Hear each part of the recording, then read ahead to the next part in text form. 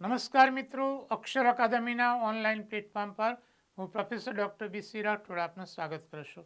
અંગ્રેજી વ્યાકરણની કચાશ દૂર કરવા માટે અને સ્પર્ધાત્મક પરીક્ષામાં વિદ્યાર્થીઓનો સારો દેખાવ થાય એટલા માટે આપણે અંગ્રેજી વ્યાકરણના નિયમોની ચર્ચા કરીએ છીએ.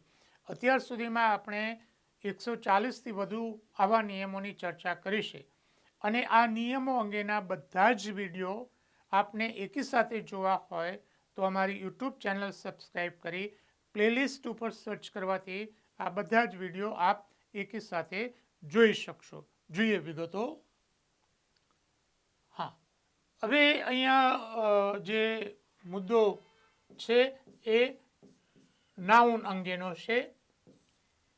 જે વસ્તુઓ કે પોશાક જેના બે ભાગ છે તેવા નામો બહુવચનમાં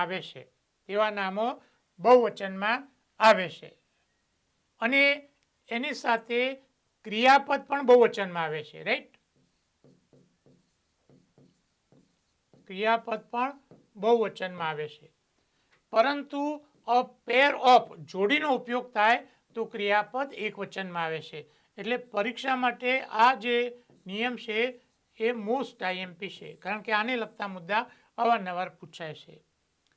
વેર ઇઝ માય સ્પેક્ટેકલ્સ, મારા ચશ્મા ક્યાં છે?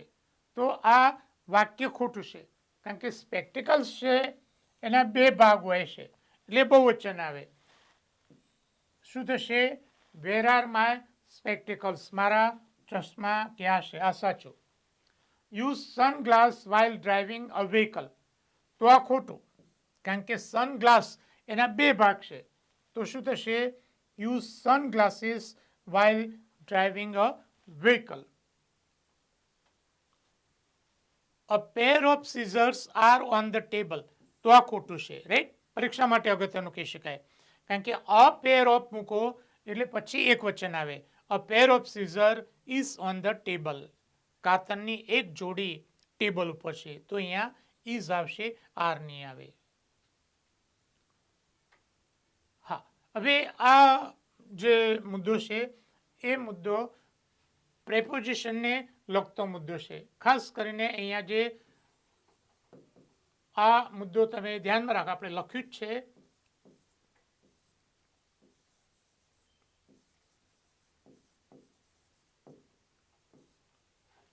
જ્યારે ક્રિયાપદ તરીકે તમે ડિસ્કસનો ઉપયોગ કરો તેના પછી ઓન કે અબાઉટ ના આવે. આ જે મુદ્દો છે એ અંગ્રેજીમાં એને રિડન્ડન્સી, બિનજરૂરી પુનરાવર્તન ને મુદ્દો છે. એટલે કે ડિસ્કસ એટલે ના વિશે ચર્ચા કરવી, તો એના પછી ઓન કે અબાઉટ ના આવી શકે. આ મુદ્દો છે, તમે ધ્યાનમાં રાખો. હા, નાવ નહોતો આવી શકે, ડિસ્કશન અબાઉટ પોલિટિક્સ તો આવી શકે, પણ ક્રિયાપદ તરીકે જો તમે ઉપયોગ કરતા હોય તો ડિસ્કસ પછી ઓન કે અબાઉટ ન આવી શકે. પરીક્ષામાં પૂછી શકાય તેવો મુદ્દો છે. જોઈએ, ક્રિયાપદ ડિસ્કસ એટલે ચર્ચા કરવી, એ અર્થમાં વપરાય ત્યારે તેના પછી ઓન કે અબાઉટ આવતું નથી. હા, નામ તરીકે આવી શકે, ડિસ્કશન ઓન કે ડિસ્કશન અબાઉટ, તો ત્યાં આવી શકે, કારણ કે ડિસ્કસનો અર્થ થાય છે ના વિશે ચર્ચા કરવી.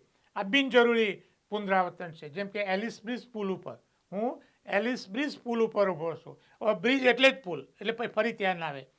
Discussed about the aims and objectives of the project, તો ખોટું છે. અબાઉટ ના આવે, ના વિશે ચર્ચા કરી.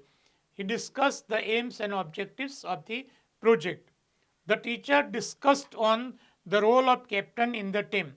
તો અહીંયા ઓન ના આવે. The teacher discussed the role of a captain in the team. આ વાક્ય એ સાચું છે, ધ્યાનમાં રાખો. વ્યાકરણની તૈયારી માટે અમારા બે ખૂબ જ મહત્વના પુસ્તકો છે, comprehensive English grammar and composition. બીજું પુસ્તક છે golden rules of English grammar. આપણે જે નિયમોની ચર્ચા કરીએ છીએ એવા 500થી વધુ નિયમો આ એક જ પુસ્તકમાં આપેલા છે. બીજું પુસ્તક છે easy way to learn difficult words, vocabulary માટે છે. ત્રણેય પુસ્તકો અકાદમી પર ઉપલબ્ધ છે. પરીક્ષાની તૈયારી કરતા વિદ્યાર્થીઓ માટે અમારી બે ખૂબ જ મહત્વની એવી ટેલિગ્રામ ચેનલ છે, બી.સી. રાઠોડ કરંટ અફેર્સ અને ગૌરવંતી ગુજરાતી. હજુ સુધી જો તમે અમારી આ બંને ટેલિગ્રામ ચેનલમાં જોડાયા ન હોય તો એમાં જોડે જવા વિનંતી છે.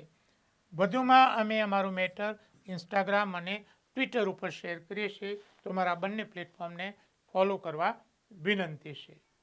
વધુમાં આજનો આ વિડીયો આપને પસંદ આવ્યો હોય તો એને લાઈક કરીને શેર કરવાનું ભૂલતા નહીં. અને હજુ સુધી જો તમે અમારી આ ચેનલને સબસ્ક્રાઈબ કરી નથી તો એને સબસ્ક્રાઈબ કરવા વિનંતી અને બેલ આઇકોનને ચાલુ કરવાનું ભૂલતા નહીં.